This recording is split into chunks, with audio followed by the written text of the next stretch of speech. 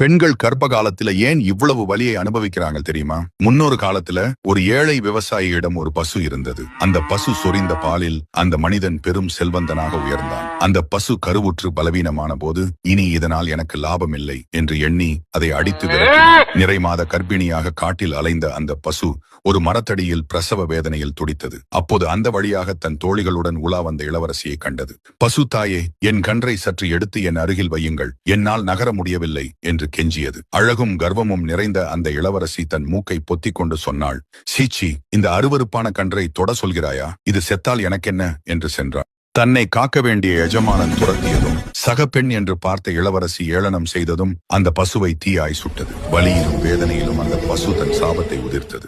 நன்றி கெட்ட மனித இனமே, நான் இப்போது அனுபவிக்கும் பிரசவ வலியை விட 100 மடங்கு அதிக வலியை மனித பெண்கள் அனுபவிக்கட்டும்.